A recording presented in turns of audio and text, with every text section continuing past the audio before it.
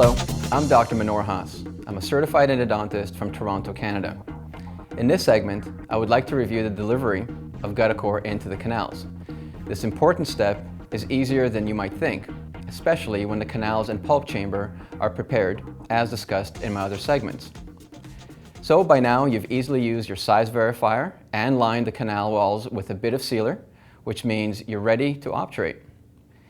If you're new to using GuttaCore, I strongly recommend that prior to warming the GuttaCore, you practice the placement of a GuttaCore into the oven and its removal from the oven.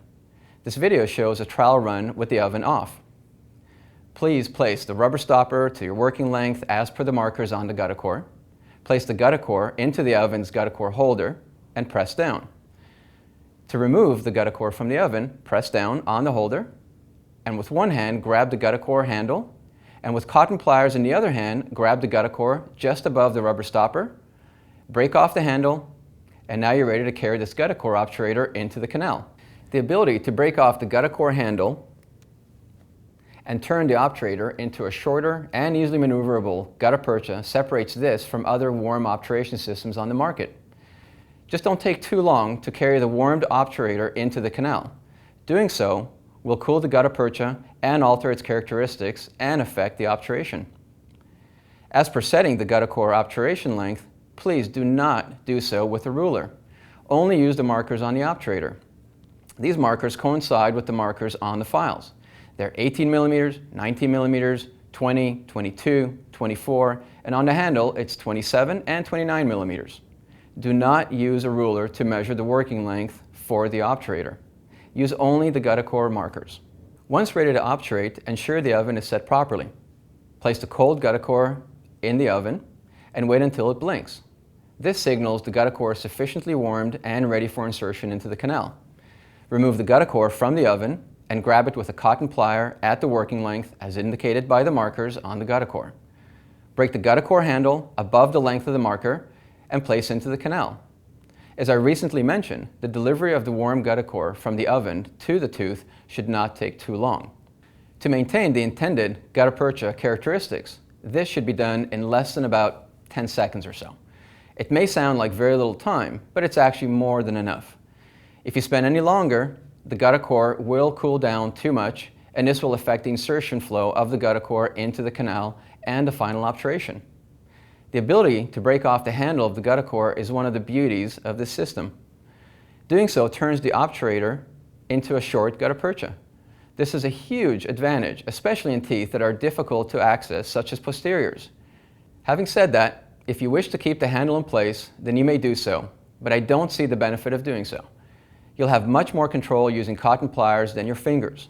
Also, while obturating, please do not turn the obturator as if you're placing a file into the canal. It should simply be placed in an inward direction into the canal. Something you may want to consider is cutting the rubber stopper off the cold GuttaCore obturator prior to placing it in the oven, as you can see in this video.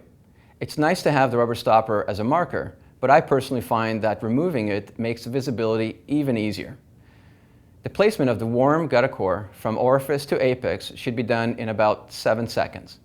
I cannot stress this enough, as this is one of the most important aspects of obturating with GuttaCore. It seems so simple, but I find that all too often dentists insert the GuttaCore too quickly. During this step, remember not to touch the pulp chamber walls. I recommend that you count as you insert the GuttaCore into the canal. You, and even your assistant, should count while inserting the canal. Engaging your assistant in this simple but most crucial step can only help.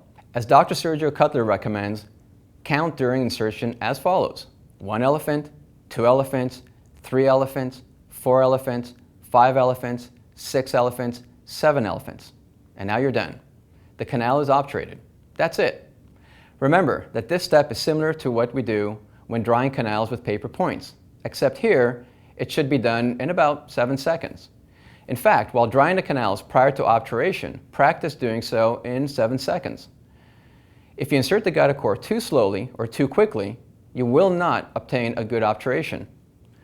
I'll tell you from experience that at times a GuttaCore obturator may break or buckle during insertion. You can see this in this video as I obturate the second of 2 converging mesial canals.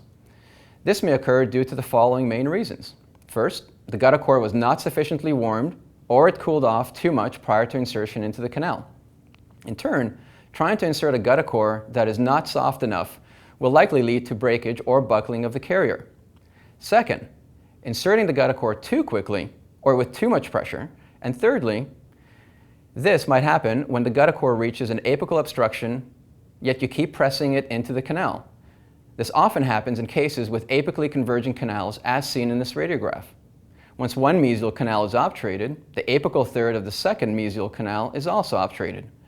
But as seen in the video, as I continued to insert the warm GuttaCore, it reached the apical third of obturation and buckled under the pressure. This is actually an advantage of this system. Using other carrier-based obturations may allow the dentist to continue inserting by forcing the stiff plastic carrier to working length. But with the apical and converging part of the root canal already obturated, doing so could easily lead to apical extrusion of sealer and gutta percha. Not a welcome outcome. With GuttaCore, this is extremely unlikely to happen since added pressure will simply result in the coronal and not apical flow of excess gutta percha. So remember, GuttaCore obturation is the same as paper point drying of canals, except that here you have the luxury of doing so in more time and slower. And so to recap, obturation comes down to the following. Take the warm GuttaCore from the oven with cotton pliers, break off the handle, and insert into the canal without touching the pulp chamber walls. This simple process, including the GuttaCore time in the oven, should take maybe about 30 seconds or so in total. That's it. Fully obturating a canal is indeed that simple and quick.